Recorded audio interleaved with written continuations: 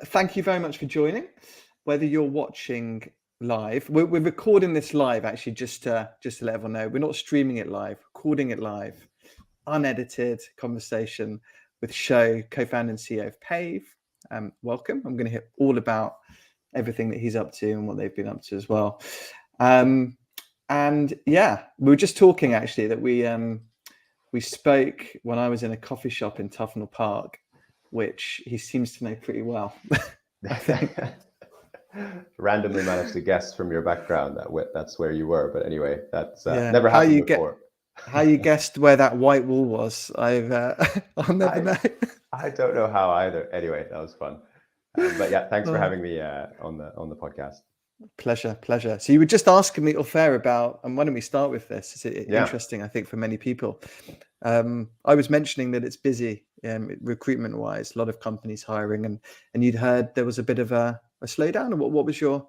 Well, I guess when you look at the macro indicators, I mean, various issues that I shouldn't generalize too much, but you look at like Netflix subs to Apple's, well, that's more supply chain, but their forecast on revenue to, I guess, Hopin's layoffs earlier in this year. And you kind of, at least I was getting the sense that perhaps some of the bubble in investment and hiring that happened in 2021 was speculative, and we're now potentially returning to or are we seeing a correction? And I was just keen to get your take on.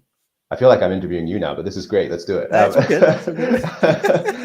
Your take on like what are you seeing that in the hiring market? As a founder, I'm super interested because obviously it has big implications for our own hiring.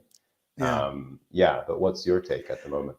I had this conversation with a private equity partner this week, and I think the real answer is it varies from sector to sector, from job function to job function. One thing I've learned just generally on a macro scale is you never know what's going to happen. I mean, the wind can just completely change. We had COVID. There's a Russia-Ukraine thing going on. I mean, there's so many factors, I think, that go into all of this stuff. It's really difficult to make any decent, I don't know what even long term is now, 6 months, whatever you'd call it, but any prediction. But I think if I give you my experience over the last couple of years, I mean, in 2020, April, I mean, every client called us and said, don't rush on that search you're doing. Right. I.e. everything stopped, right? And then you were like, right, and you do all the planning and you're like, how long have we got left? And how much money do we have? And the whole thing, which is a great experience to go through. Never at the time, but always in hindsight. And then I think so it was about May time that the searches we did pre-COVID restarted. And then from about July, August 2020, it was all new stuff. And since then it's been crazy, like lots of hiring. And we've heard about the big resignation, the big rehire, a lot of firms cut too deep.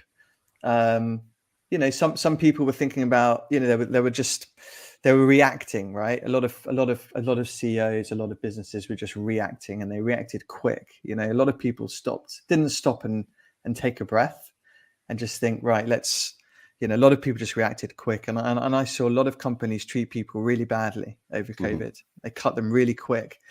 And that's a bad impact. You look at people realize, a lot of firms are just, they're focused on the shareholders and profit, not thinking about their people.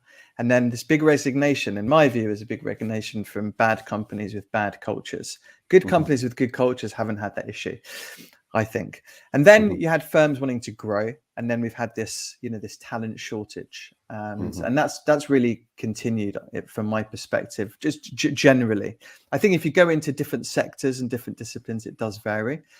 Some jobs don't exist anymore or being phased out, and new ones, and I think like IT development, UX, all those kind of things are like in crazy high demand. I was speaking to a CEO of a tech firm in San Francisco, and he said they're just getting poached left, right, and center. Someone offers another 10 grand, 20 grand, and they're off. So it's variable.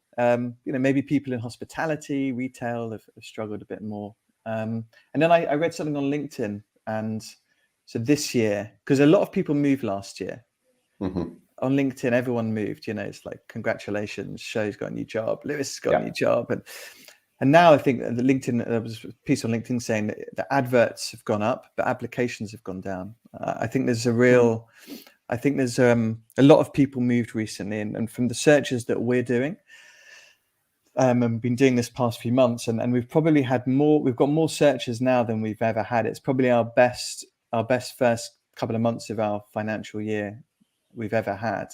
But the searches are quite tricky in that, a lot of people have moved, and it's a little bit more tricky now to get people. And that's for us. We do Europe and North America, and so that's our general perspective. Super interesting. It sounds like there's following the Great Resignation, we've got the kind of great settling in. Yeah, long answer to your question, but yeah, it's fascinating. I do get the sense, very subjective sense that I guess if I were an employee, I would probably be looking at how the macro climate is playing out at the moment and think, actually, do I want to take a risk right now and jump ship, or do I want to get a bit comfortable?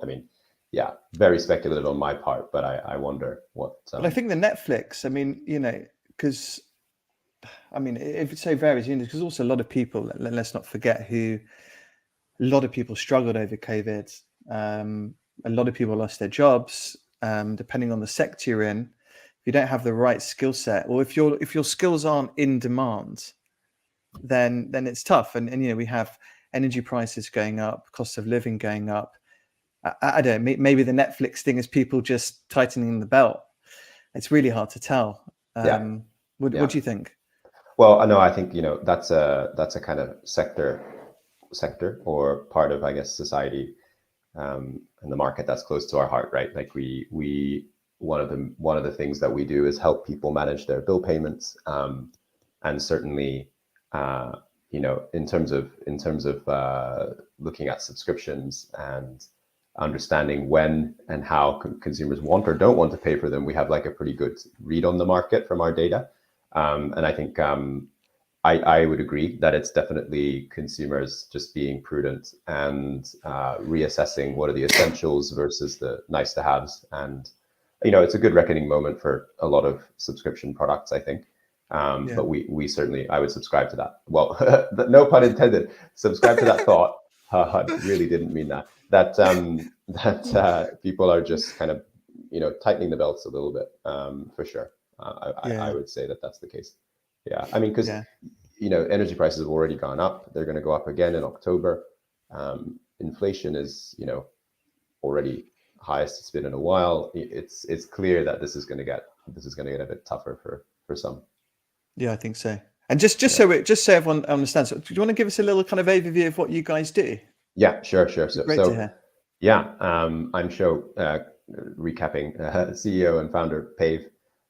We are a UK-based fintech, and we are primarily a consumer subscription product that helps people build their credit score, which is a score that helps you get access to cheaper and usually better financial products, specifically things like loans and mortgages.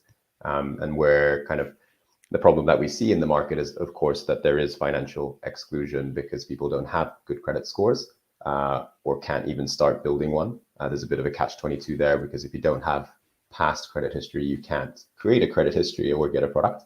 And so we're trying to create a much simpler alternative.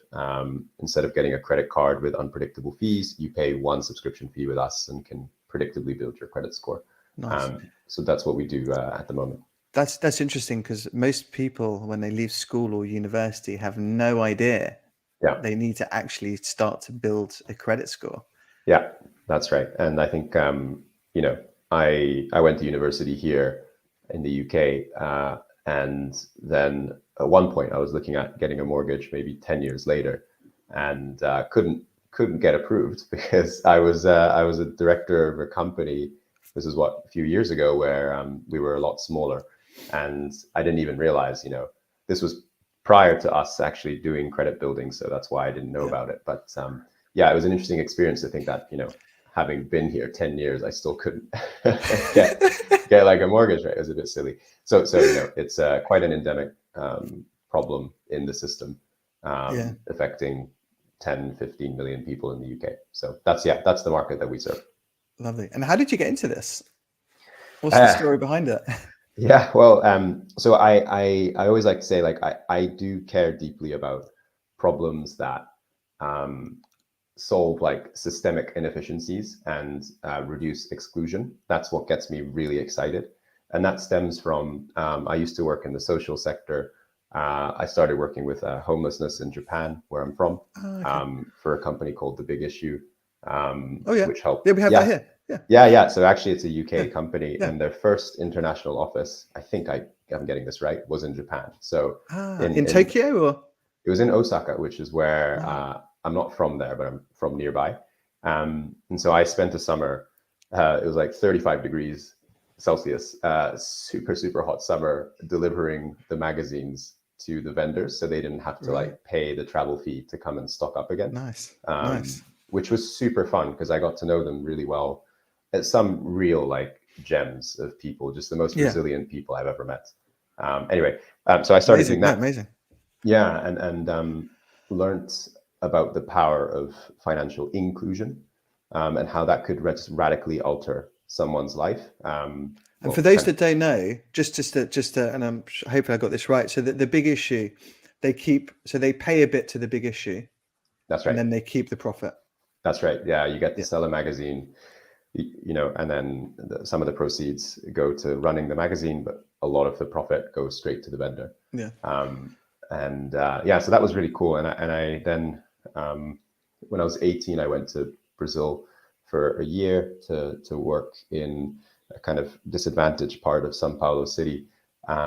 As a kind of, I would say I was a social worker. I wore many hats. I did everything from like cleaning dishes in a communal kitchen to planting, stuff on an organic farm, to taking care of like 4-year-olds, to, most interestingly for me at the time, helping the state deliver a conditional cash transfer program, which basically, it was a way for the government to encourage kids or parents to send kids to school. And in exchange, they would get money.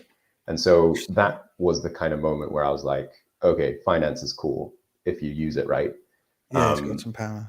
It's got some power, and I'd love to do something in this sector. And, I was working for quite an entrepreneurial leader in that NGO that I was at in Brazil. And that kind of inspired me to go into entrepreneurship, but also with a financial angle. So yeah, that's the kind of how I got into all of this. Yeah. And how was your Portuguese at the time? Yeah. So you presumably spoke Japanese and English at the time? Well, yes, I did. And then I didn't have any other languages. I met maybe it's TMI, but I met I met a girl in Japan prior to going to Brazil. And she was like, she was Peruvian. And she was like, I speak Portuguese. And so she was teaching me a little bit. And then when I arrive in Brazil, I'm like all confident, and I go up to order or get a bus ticket to go to the city center. And I'm like, yeah, I know how to say this. And I say it. And the guy's like, what? Turns out, of course, I got taught Spanish. So anyway, it was, and they're quite different, actually. As you can imagine. And so, yeah, that was but no, I didn't understand a word for like 3 months. And I remember it was really tough, actually. I think I got a little bit depressed. It's quite a challenge not to understand, hard, especially at 18. anything. Yeah, but no, I picked it up eventually. Yeah. And then, did you come to the UK after that to do university? You mentioned you went to uni here, or? That's right. I mean, so I deferred a place at university, and I ended up going. I think it would have royally pissed off my parents if I didn't. I did seriously consider staying. Not going to university. Or? Not going to uni. Yeah.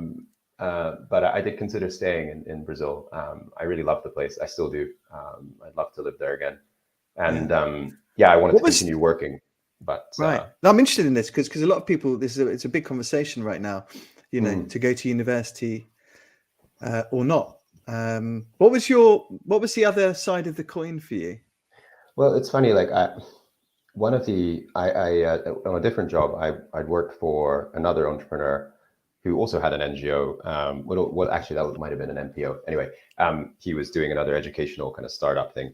And he was like, Sho, why are you going to go to uni? What are you going to get out of it? And he was quite an extreme kind of character. And funnily, he had gone to university, but I think from that, he was like, it wasn't very useful.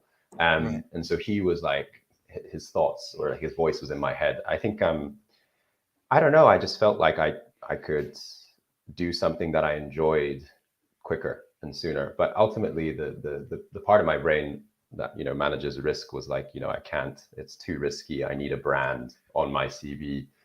But who knows, like what would have happened if I'd stayed, of course. In hindsight, I do think it would have been quite a radical move. It probably would have worked out. I would say though, that now it would have been very different because, you know, being an entrepreneur and setting up stuff, I do think is a lot easier, at least in the tech side at the moment. The availability of tools, the precedents in the market of people having done similar things. You're looking at a world where, and I think we certainly see this, right, with Gen Z, where, you know, everyone has some form of entrepreneurial traits and experience that they've kind of started at a very young age. And so, yeah, maybe it would have been different. Yeah, who knows? It's hard to know. I mean, I think it's just life's about experiences. You know, it's quite a unique experience going to university. If you can, you know, I mean, there's plenty of people that they can't afford to.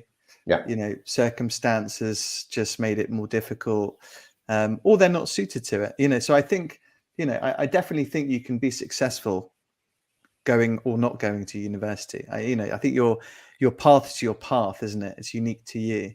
Yeah. So I think, you know, if anyone's thinking about it, you've got to just think deeply about your own situation. I think it's important to do that. Well, no, it's really interesting. And then you decided to come to the Why did you decide to come to the UK versus going back to home? Japan. Yeah, that's a good question. Well, I mean, I'd studied here. I had a network of friends, and I think, you know, uni friends are going to be some of the. I guess that is a plus of going to uni, right? You make some incredible friends. My best friends are from university. Yeah, real exactly. Strong bonds. And so that network, I actually went back to, I did go back home for 2 years to work in professional services after university. But I just got a bit lonely, I think. And also the cultural shock of going from a British or like more, I would say, Western, let's say, kind of working context to a Japanese one was quite severe. Because what are the key? Oh, I could give you some cool examples. So I work Love to hear.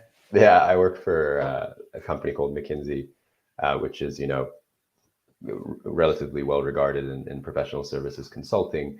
And so they have a lot of like code of conduct to begin with as a American management consulting firm. Yeah.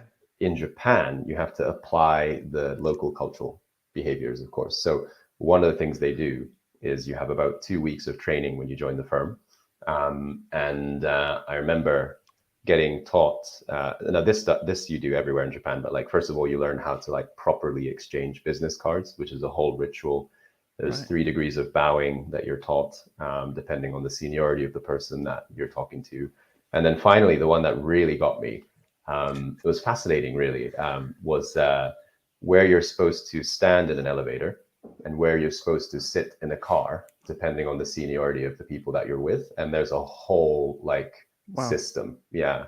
And so I remember. And does that still go on now? Yeah. Oh, also like where you sit in a room is very important in a restaurant as well. It's actually, some of the origins are fascinating. It's from like warrior culture.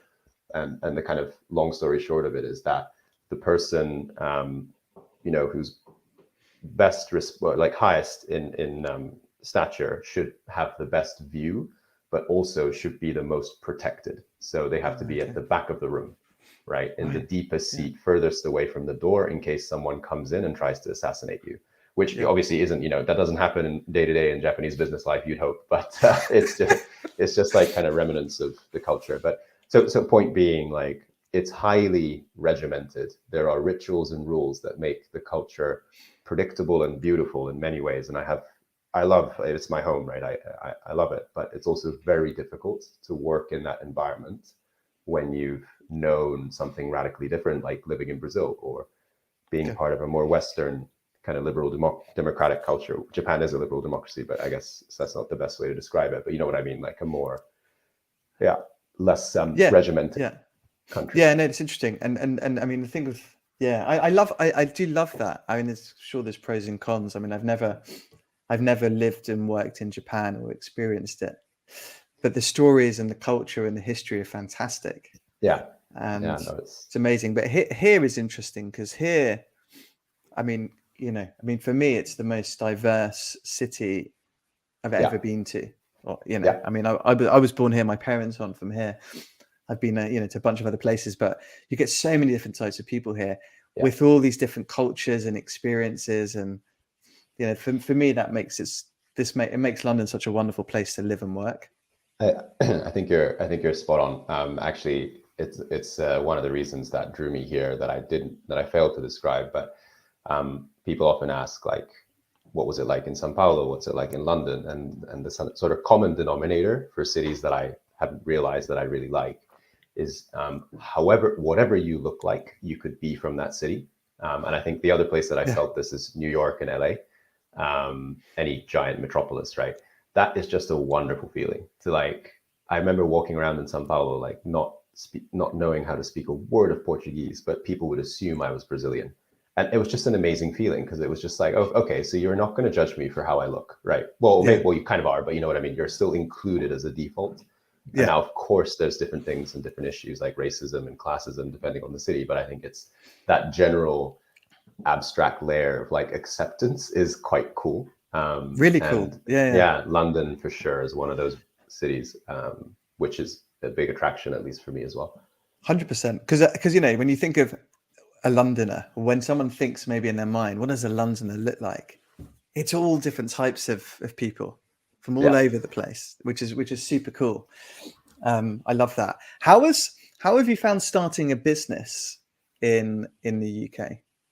Yeah, I mean, I think so. We're in fintech, right? And I think as part of, well, if you look at the major fintech hubs in the world, London is certainly, I think, very, very far advanced when it comes to both the, flip side, it's a super competitive market, but at least if you want to set up a business here in fintech, there's a solution for most things that you want to do, and that's really exciting. It's a great place to specifically have a fintech, I would say.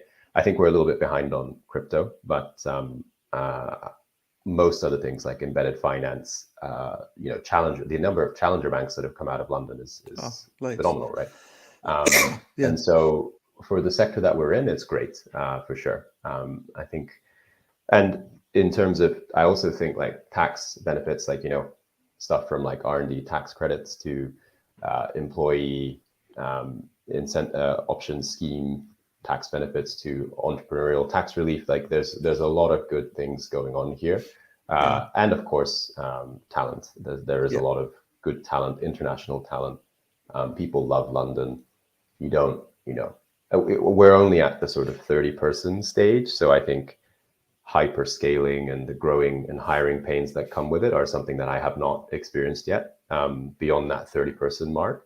But at least for getting to where we are, hiring is never easy, but I think it's definitely easier in a city like London.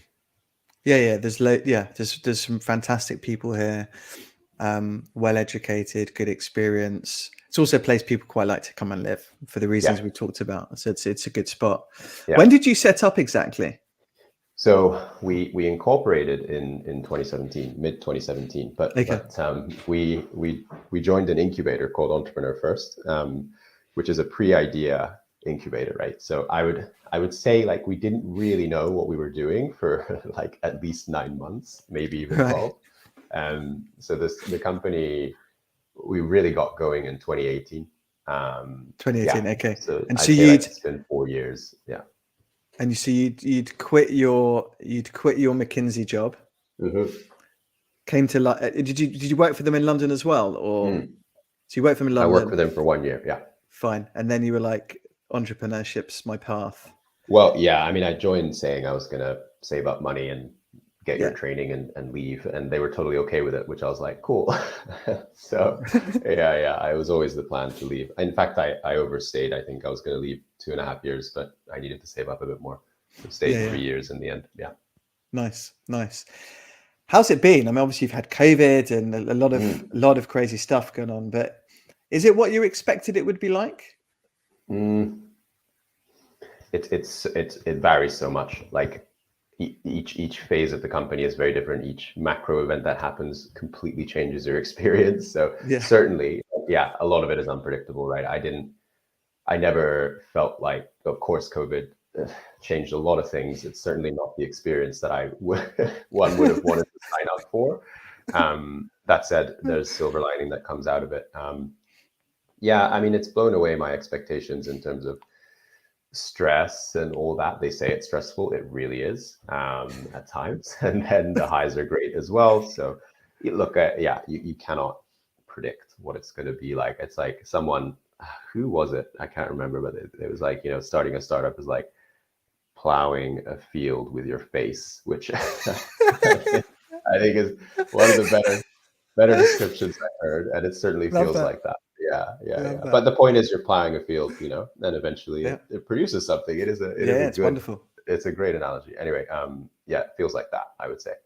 I love that. How do you find like balance? So you're working hard, you're trying to get this off the ground, but are you managing to diarize your exercise, eat well? I mean, are there a few things that you do in your routine that makes you be able to manage the stress and all of those things? Yeah, I mean, look, I'm definitely not good at this. I'm quite I struggle personally to stick to routines because I get bored of them very quickly, which is a good and a bad thing. I mean, at the start of the year, I was on a terrific track, like exercising 4 or 5 days a week. I would run, I as mentioned, like I really hate inefficiency. So I'll do things like run to the office and back on Tuesdays and Wednesdays. And then every Sunday I'll, en route to seeing friends, go to the gym. Or like, for me, it was about optimizing the time I have to achieve as many things at once, is how I think about it. And that works to a certain degree until I get bored of that. And then, until, difficult stuff comes up at work that requires more mental bandwidth or time, and then it kind of goes out the window. So I think routine for me hasn't been my strength. What I have tried to do a lot more recently is around learning more about my brain, and getting help from coaches to figure out how do you stay mentally as stable as possible. And that to me has been, I think, the most high leverage thing, because when it comes to routine, I'm just not very good at it. But that's how I think about it. For me, it's much more about mind control. And also interesting because you're starting, it sounds like, and I talk about this quite a bit, you're starting to get people around you that are advising you. So whether it's an exec coach, mentor, or similar types of people to help you go through the journey, which I think is really cool. It's important to do that. And I mean, I probably don't lean on people enough is the feedback that I get, but whenever I do, I'm always amazed by the generosity, but also how quickly they can help you feel better about a situation or whatnot. Yeah, no, it's really important. I do the same. I set up my business quite a while ago, and having a good, I always call it, putting together a personal board of directors, like people around you with, different skill sets and different experiences to help you along on your journey, which I think works really, really well. And something people miss sometimes. Did you set up, when you set up, were you all in the office? And how are you now after COVID? It's an interesting topic. So we started, it was just 2 of us, and then we then moved to a school building that was about to be torn down, and rented desks for, I think it was £200 a month each or something crazy cheap, and then steadily worked our way up to the WeWorks, to the whatever. When lockdown happened, we were in I think a 15-person office within a shared office building called Uncommon. Oh yeah, I know in that. in Borough, and I love that place. It's such a good vibe there. Anyway, Yeah. and then we were like, cool. The annoying thing, I'd signed a lease for a 36 person or something private office in Farringdon, which we still are in. Right. But I signed it in, guess what, February 2019. And Uh, so uh, right before shit hits the fan, 2020, 2020, well, sorry, 2020, my bad. Yeah, 2020, 20, yeah. and so right before it Uh, all hits, I've signed up to this like 18 month, oh no, was it 12? I can't remember, maybe 15, something like that. So I felt like an idiot. Luckily, the landlord was super flexible and like gave us a good amount of Amazing. credit discount, Who whatnot. knew? Who knew? Who knew, right? But yeah, anyway, so I felt like an idiot. But that said, we then, of course, following the rules, did fully remote for what felt like eternity. Now we are hybrid, so we're fully hybrid. I would actually say we're kind of, well, internally we are remote first, I would say, in practice, and so we're just shy of 30 people. The Remote majority are. first means what exactly? That they can choose. Yeah. So basically, okay, officially it's a hybrid model. You get to choose if you want to have a desk in the office dedicated to you. So you can put your fancy monitor or whatever, and then, or you can hot desk. And people have the choice. And once they pass probation, they get to choose. And what happens is the expectation for someone that has a dedicated space is that you come into the office at least 2 to 3 times a week. We don't really enforce it, but generally when people do have a dedicated space, you do see them doing that. And then everyone else is flexible. We also have about a quarter of our team who aren't in London to begin with. So we don't have an expectation for them to commute in at all. But we do, well, we're starting to do more, combination of remote events that everyone can join, which are like socials, and also now starting to do like offsites as well. So I'd say fairly typical these days, hybrid working model. Employees can work anywhere in the world for up to 1 calendar month for tax reasons each year as well. And then we don't really have fixed hours either. I mean, contractually we do, but we don't really care. You can do. We had one guy working in Australia for 3 weeks the other day, for example. No one really. We don't really care as long as the work gets done. What a change from February 2020. Yeah, and I'm sure, like, you speak to, you speak to founders. I think in general the opinions I've heard are like, I wish everyone was in the office, and I certainly have feelings like that as well. But I feel like, I do think that's probably just nostalgic mentality, and the truth is, it's very hard to imagine a world where everyone is back. I can't see that happening, at least in the short term. Perhaps it'll tip again, but I don't. We're not anticipating that. No, I don't think so. It's interesting. I speak to so many different types of businesses and CEOs and founders and stuff, and I think that probably the most common is hybrid.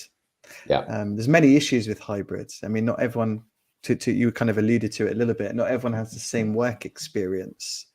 If you're fully remote and your team are in, and then you're joining a call and they're all doing a private joke in the office, and you're not quite part of it. And so there's some. It's not. I don't think it's necessarily perfect.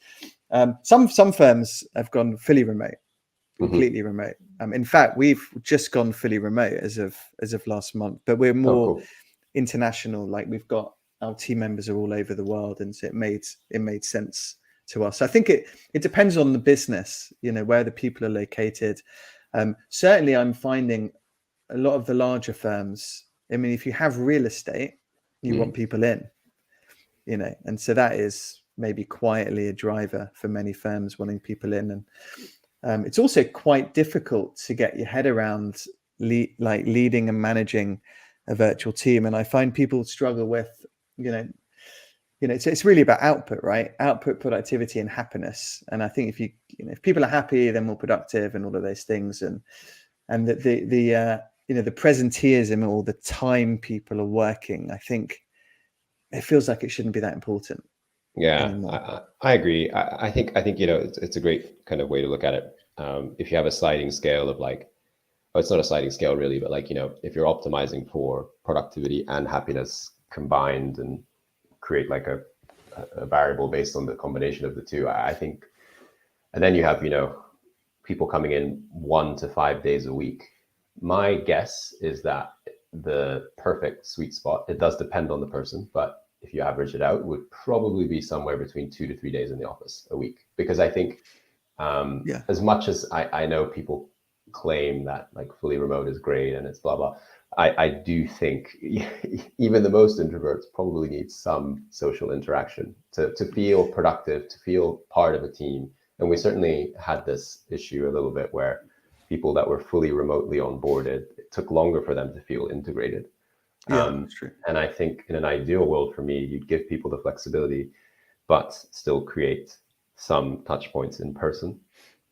And I reckon that from an organizational productivity and happiness standpoint, that's the best route forward. That's my guess personally. Yeah. And I think I agree. I mean, for me, I although we don't have an office and not all my colleagues are in the UK, I like getting out. And so I work from a members club or co-working space. I've said to all of my team, they can do the same, so some work at home, some do a mix, whatever they want. Because you're right, there's no one size fits all. And, some people have different preferences or they're more productive at certain times of the day. But the human contact, the face-to-face is just awesome. I get so much energy for meeting people. So it's finding the balance. I mean, like for me, like we don't have an office, and so actually we're not going to be suited to everyone. I met someone the other day we were trying to hire, and they said, well, I actually quite want an office. I want to come in and so we're not the right firm for them. Because we don't have one. We'll meet up regularly, but they wanted. So it's just appreciating, I think, that that people work work differently, have different preferences.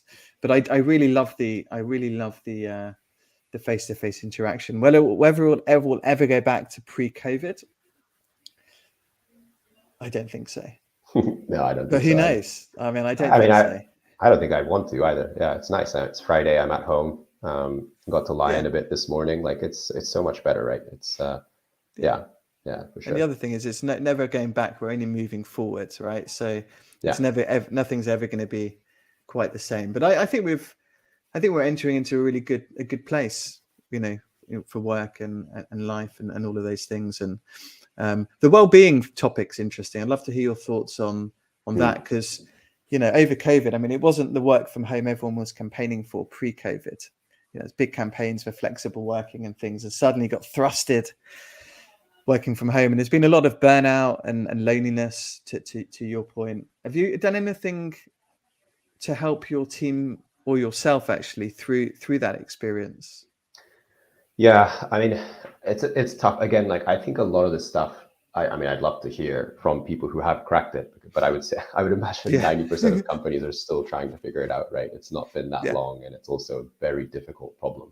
I think the one like value that we have, which I guess comes from the founder me, is that we try to be as open as possible. Now, this will lead to something to your question, and I think we do promote a culture of like high vulnerability, and if someone is clearly struggling, trying to like not call them out on it, but make it clear that we can tell and that we're here to help, etc. And I think underlying everything that we do, one of the things that I am proud of having to being able to build here is a culture of like high vulnerability, openness, and I think ultimately that creates a good foundation of trust. And so while it's a bit of a soft answer, I would say that's generally helped us, but that was pre-COVID true as well. The things that we have done other things like making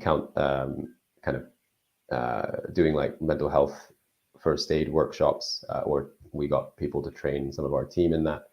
to having quite frequent NPS surveys going out with loads of different questions. And we still haven't cracked those questions either. I mean, we're constantly iterating, but just making sure to the team that, like, look, we are measuring, we do care, and we do want to continuously improve, even if we might be messing stuff up. I think that's the stance that we've taken. And yeah, again, it's not perfect, right? We do see high fluctuations in NPS and kind of team member well-being too. But yeah, certainly trying to deal with the problem, right? It's just like, you know, you kind of anticipate failure, but you keep trying is I think where we are. Yeah. You know, I think the foundation is what you started out with. It's, you know, having a culture where people can come and say, hey, I'm really struggling, you know, can you help me? You know, because just saying those words to a boss or manager, someone that's paying you a salary, things that's super hard. Yeah, you know, I heard it's super hard. I heard from a lot of people. They just said, look, I'm burning out. I don't want to tell my manager. I don't want to be the next one out the door. You know, they're working like 1 million hours a day and they seem fine. You know, like all these things go through everyone's head. Having the right culture in place that they can actually feel safe saying it, because it's almost, you know, people feel embarrassed a bit that they're not coping. Yeah, no, I think that's right. And to be clear, like, you know, we're not at the state where everyone is openly sharing all the time. It's more no. We make a conscious effort to try and like poke. And that I think we do relatively well. But yeah, that to me is, in terms of well-being, because also, like, I'm a big you know, I care a lot about mental health due to like various reasons, but like it's a very difficult and personal topic, right? Like, counseling doesn't work for everyone, or like it doesn't feel like the natural fit. So offering it as a benefit, we actually did try offering it as a benefit during COVID, but uptake was actually really low. And yeah, I mean, some people liked it, but then you know, the ultimate test is, what's your engagement rate post first session? Are you going to repeat? And like, it was really, really low. And you know, you do, I just guess, like, I think it's difficult. There's no one size fits all. It has been our experience. Yeah, love that. Sho, thank you so much. We've done 45 minutes, which is great. It feels like only like 2 minutes or so. Great chat. It didn't feel like a podcast, really. It felt more just a casual conversation, which I really enjoyed. It. So I love it. Thanks so much. You seem to be doing some great stuff, and I'm going to be following you intently and watch out for you at Bear and Wolf in Tufnell Park. Oh yeah. Yeah, see you there probably. No, thank you so much, and thank you everyone for watching and listening as well. And you can subscribe we're on YouTube, Spotify, Apple Podcasts. We're even on TikTok, actually. We've just cracked on our TikTok, the Recruitment Show. But thank you so much, everyone, and have a great day.